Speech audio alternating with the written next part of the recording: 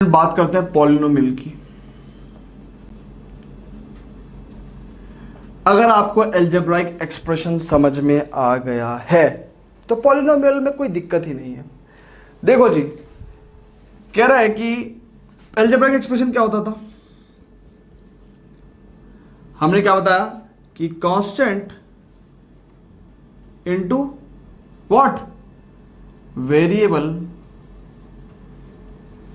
Power rational number.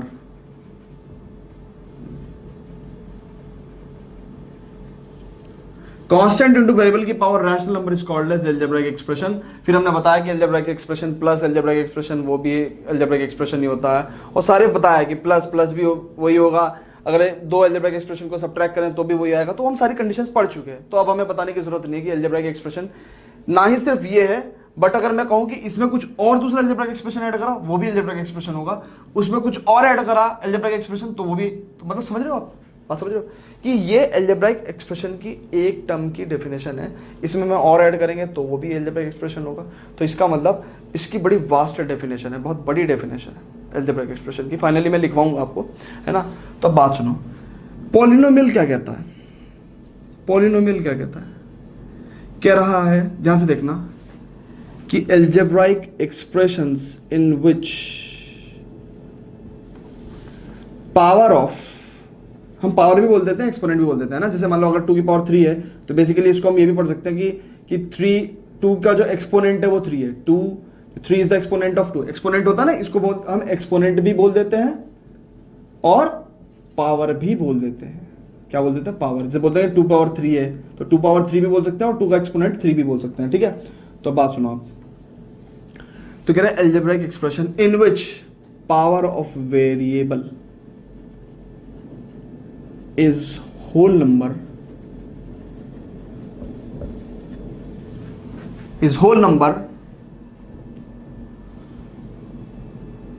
are called polynomials, या is called polynomial कह देते हैं, क्योंकि फिलहाल एक algebraic expression की बात करें, is called polynomial। बस इतनी सी डेफिनेशन थी, ये है पॉलिनोमियल। कह रहा है कि एल्जेब्राइक एक्सप्रेशन जिसमें जो वेरिएबल की पावर है वो रेशनल नंबर ना होके होल नंबर हो गई, तो इस एल्जेब्राइक एक्सप्रेशन को हम पॉलिनोमियल कह देते हैं। तो बेसिकली अगर हम अपनी डेफिनेशन को इसी रूप में लिखें तो हम क्या कह सकते हैं कि कांस्टेंट इनटू वेरिएबल की पावर होल नंबर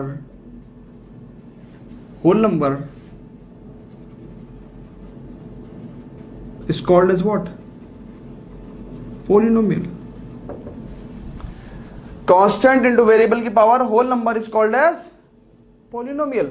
और ध्यान से देखो कि होल नंबर भी रेशनल नंबर हो सकते हैं। देखो, all rational numbers are not whole numbers, सारे रेशनल नंबर्स होल नंबर्स नहीं होते, but all whole numbers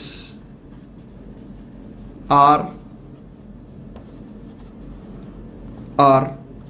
rational number. बात समझ में आई आपके, सारे रेशनल नंबर होल नंबर नहीं हो सकते, बट सारे होल नंबर रेशनल नंबर हो सकते हैं। चेक कर लो, 0 1 2 यही तो है होल नंबर, 3 है ना। इन सब का डिवाइडेड बाय आप 1 करो तो सब पी अपॉन क्योंकि फॉर्म में रिप्रेजेंट हो गए, तो इसलिए सारे होल नंबर्स क्या हो गए, all whole numbers are rational numbers. यहां से हम एक बात कह सकते हैं, यहां से हम क्या बात कह सकते हैं कि सारे polynomial, all polynomials are algebraic expression. क्योंकि एक बात सुनो, ये अलजेब्राइक एक्सप्रेशन तो है ना, पूछो क्यों, क्योंकि कांस्टेंट इनटू वेरिएबल की पावर अगर होल नंबर लिया, मान सपोज दैट आपके पास यहाँ पे 1 है, लाइक सपोज दैट अगर आपने क्या करा 5 इंटू एक्स की पावर 5 इंटू एक्स की पावर 5 कांस्टेंट है, एक्स वेरिएबल है और उसकी पावर कितनी है 5 क्या है, होल नंबर है। चेक कर लो, 5 होल नंबर है, तो ये पॉलिनोमियल हो गया। बट क्योंकि 5 जो है वो रैशनल नंबर भी है, तो इस पॉलिनोमियल को हम क्या कह सकते हैं, अलजेब्राइक एक्सप्रेशन भी कह सकते हैं। तो देखो 5x की पावर 5 अलजेब्राइक एक्सप्रेशन भी है, और 5x की पावर जो है 5 वो पॉलिनोमियल भी है। तो इसलिए हम कह सकते हैं कि सारे पॉलिनोमियल्स अलजेब्राइक एक्सप्रेशन होते हैं। All polynomials are algebraic expression, but all algebraic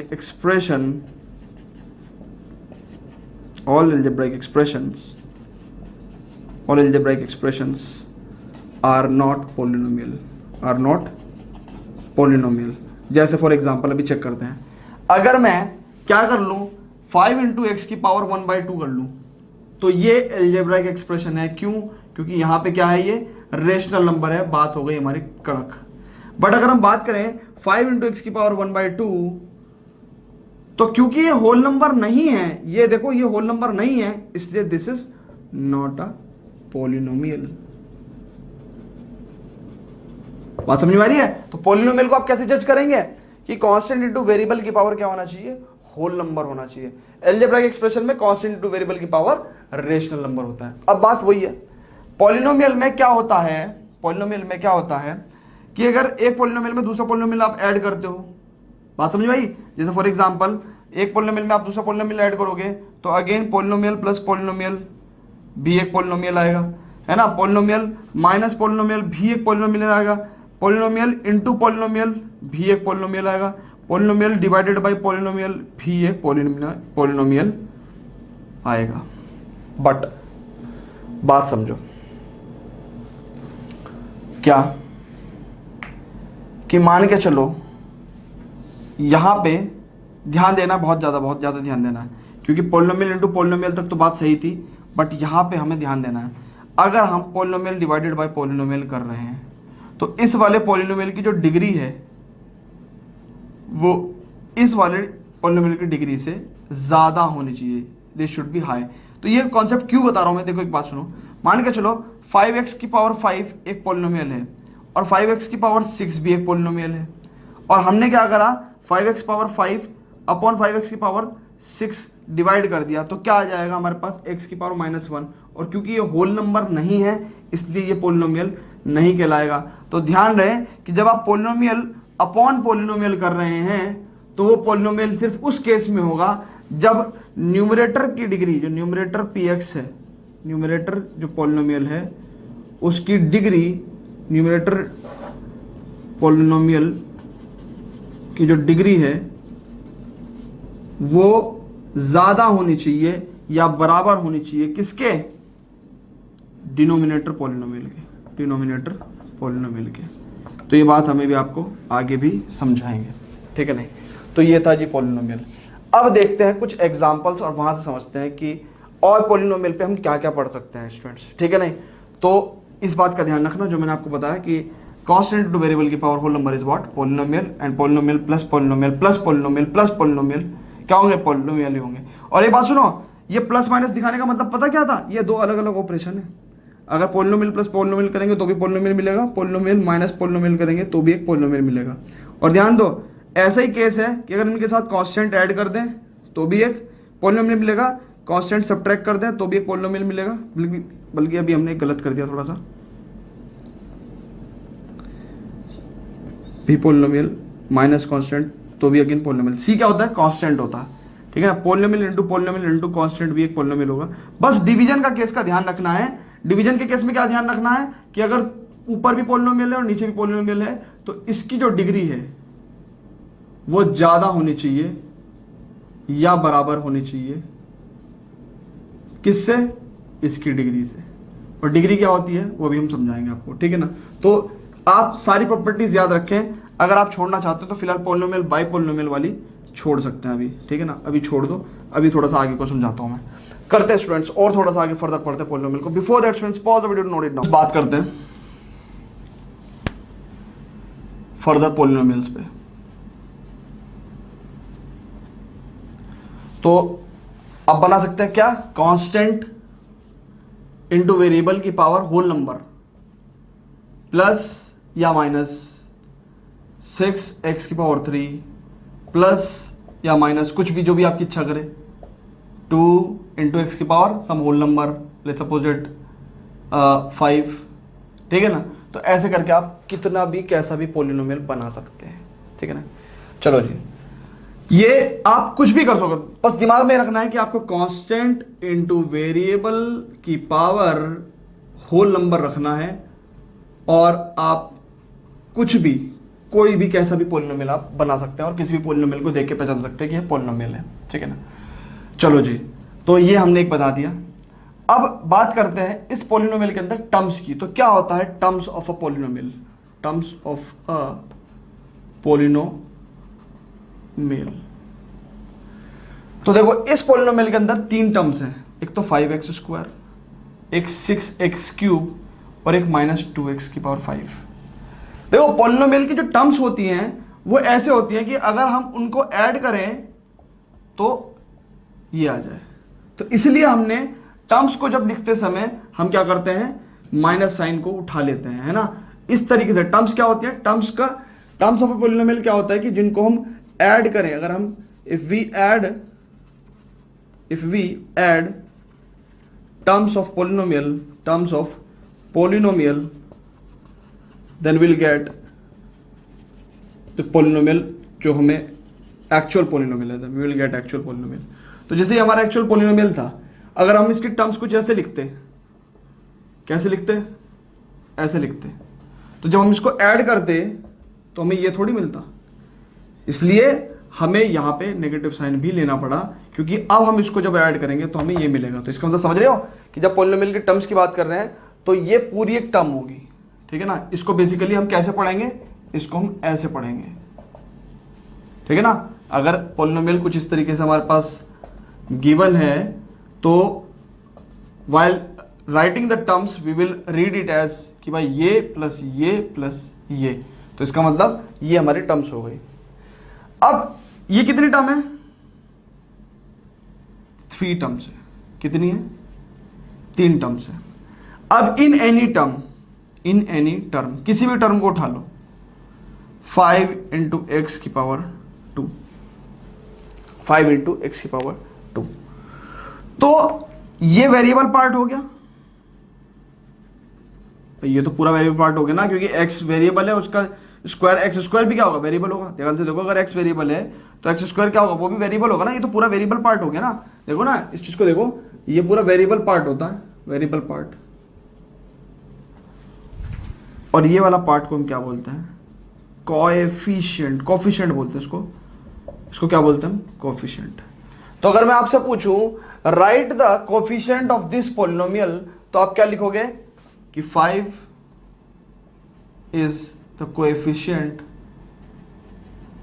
क्या लिखोगे आप, ये वेरिएबल पार्ट हो गया। 5 is the coefficient of, 5 is coefficient of x², 6 is the coefficient of x की power 3 and -2 is the coefficient of x की पावर 5। तो इससे हमने क्या सीखा, 2 बातें सीखी कि टर्म्स ऑफ पॉलिनोमियल क्या होता है और किसी भी टर्म के अंदर वेरिएबल पार्ट और कोएफिशिएंट किसी को बोलते हैं, ठीक है ना। तो हम उसको लिखते कैसे हैं कि भाई 5 is the coefficient of x², ऐसे लिखते हैं, ठीक है ना। तो अगर मैं आपको कोई पॉलिनोमियल दूं, लेट्स सपोज 2x की पावर 3 प्लस 4x की पावर 9, ठीक है ना, तो राइट, और -3x की पावर 5, तो मैं अगर आपसे कहूँ कि x³ का कोएफिशिएंट लिखो, है ना, कोएफिशिएंट ऑफ x³, तो कितना होगा, 2 होगा। कोएफिशिएंट ऑफ x की पावर 9 कितना होगा, 4 होगा। और कोएफिशिएंट ऑफ x की पावर 5 कितना होगा, -3, चेक कर लो, ठीक है ना।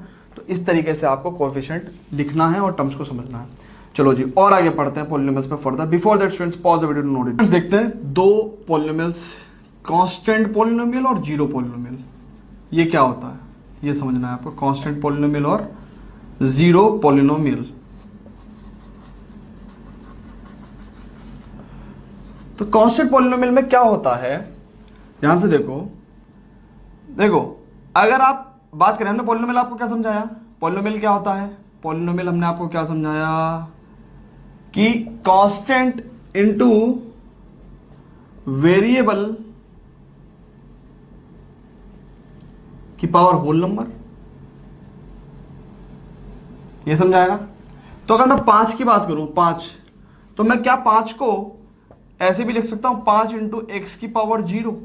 अब देखो भले ही ये वेरिएबल पार्ट है, भले ही ये वेरिएबल पार्ट है, पर 0 होने की वजह से किसी भी चीज की पावर अगर 0 है, सपोज दैट वेरिएबल की पावर 0 का मतलब क्या है, इट इज इक्वल टू 1, यानी कि अगर x की पावर 0 इक्वल टू 1, ठीक है ना, बल्कि वेरिएबल क्या कांस्टेंट की पावर भी 0 होगी तो 1 होगा। तो इन शॉर्ट हम ये कह सकते हैं कि एनीथिंग, है ना, कोई भी कांस्टेंट हो, वेरिएबल हो, अगर उसकी पावर 0 है तो उसकी वैल्यू किसके इक्वल होगा, 1 के इक्वल होगा। 80 का मतलब एनीथिंग, ठीक है ना। तो एनीथिंग 5, 4, 10, 12, एक्स, वाई, जेड, है ना, कुछ भी हो, उसकी पावर अगर 0 है तो वो किसके इक्वल होगा, 1 के इक्वल होगा। तो कहने का मतलब देखो 5 को हमने किसके इक्वल रख दिया, 5 इंटू एक्स की पावर 0। तो कहने का मतलब देखो कांस्टेंट भी है, वेरिएबल भी है, वेरिएबल की पावर होल नंबर भी है, तो बेसिकली ये पॉलिनोमियल की सारी डेफिनेशन फुलफिल कर रहा है ना, बट है किसके इक्वल, 5 के इक्वल है। तो इस तरीके से जितने भी हमारे पास नंबर्स हैं, बेसिकली इंटीजर्स की अगर हम बात करें, है ना, 5, 10, है ना, और जो भी है, तो अगर हम इंटीजर्स की बात करें, किसी की भी बात करें, कोई भी कांस्टेंट है अगर, तो हम उसको क्या बोलेंगे, कांस्टेंट पॉलिनोमियल बोलेंगे, है ना। तो कांस्टेंट पॉलिनोमियल क्या हो सकता है जी, कुछ भी हो सकता है। 10 क्या है, कांस्टेंट पॉलिनोमियल है। -10 क्या है, कांस्टेंट पॉलिनोमियल है। 1 क्या है, कांस्टेंट पॉलिनोमियल है ना। क्यों, क्योंकि 1 को हम कैसे लिख सकते हैं, 1 इंटू एक्स की पावर 0। तो इसका मतलब क्या है, कांस्टेंट पॉलिनोमियल होगा, है ना भाई, क्योंकि इसकी वैल्यू 1 के इक्वल है तो कांस्टेंट है, और क्योंकि ये पॉलिनोमियल की डेफिनेशन फुलफिल कर रहा है तो इसलिए हम क्या बोलेंगे, इसको कांस्टेंट पॉलिनोमियल कहेंगे। तो बेसिकली कोई भी इंटीजर हो, ठीक है ना, और कोई भी रैशनल नंबर हो, यानी कि अगर आप कांस्टेंट इनटू वेरिएबल लिख रहे हैं, है ना, इररेशनल, रैशनल, जो भी है, कांस्टेंट तो कुछ भी हो सकता है ना, ध्यान से देखो, कांस्टेंट तो कुछ भी हो सकता है।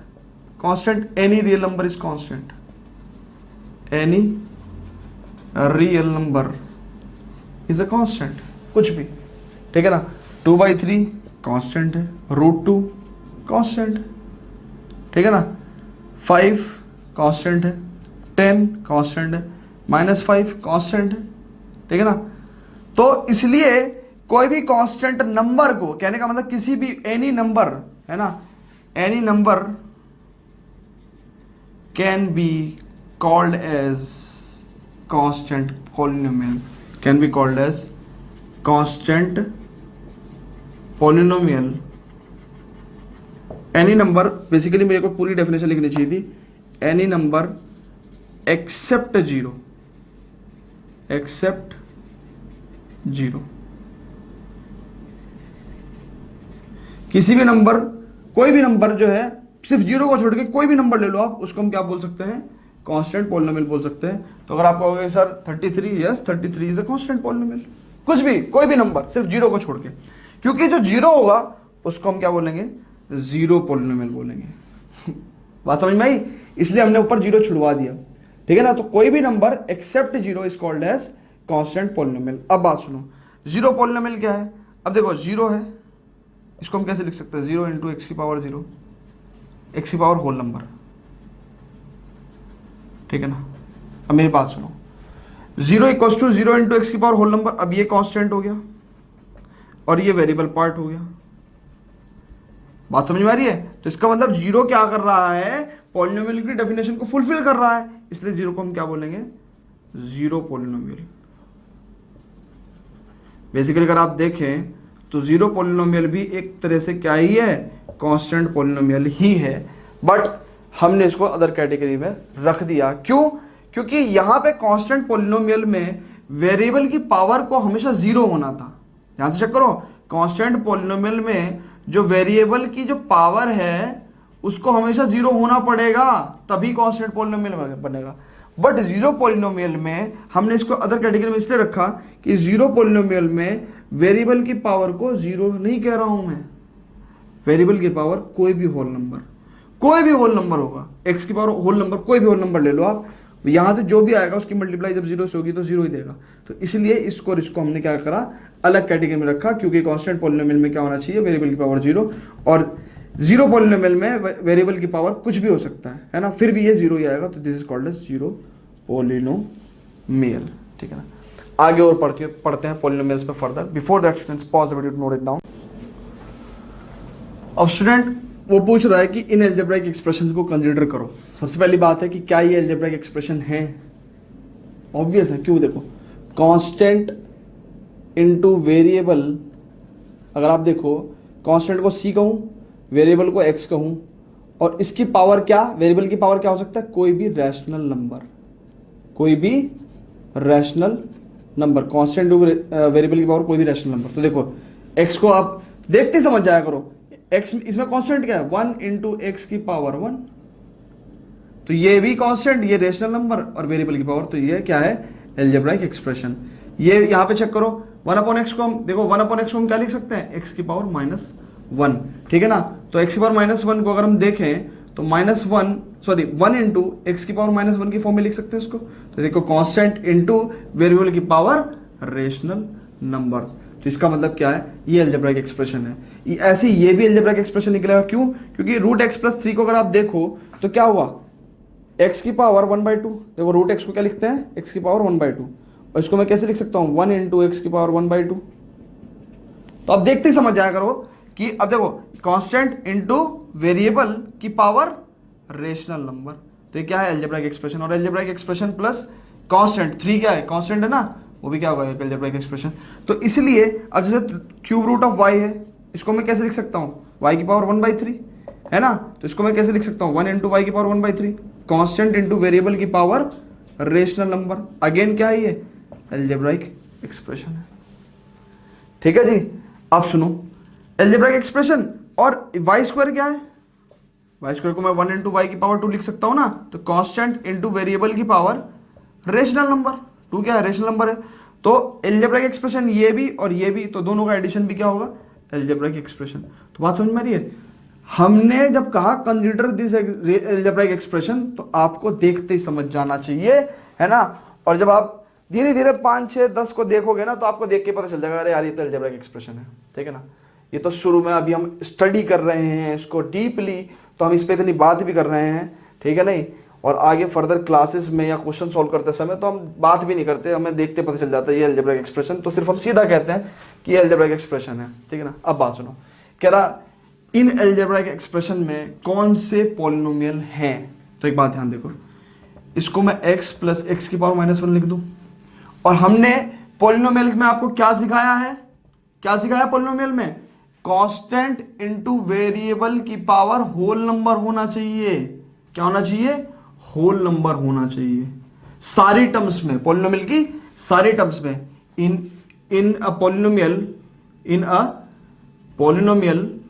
क्योंकि पॉलिनोमियल प्लस पॉलिनोमियल भी पॉलिनोमियल ही होता है ना, तो इसका मतलब क्या होना चाहिए कि सारी टर्म्स भी पॉलिनोमियल होनी चाहिए। पॉलिनोमियल क्या है? Further it is the addition और सब्ट्रैक्शन ऑफ फर्दर पॉलिनोमियल्स, तो सारे ही तो पॉलिनोमियल्स होने चाहिए ना। तो इसका मतलब चेक करो।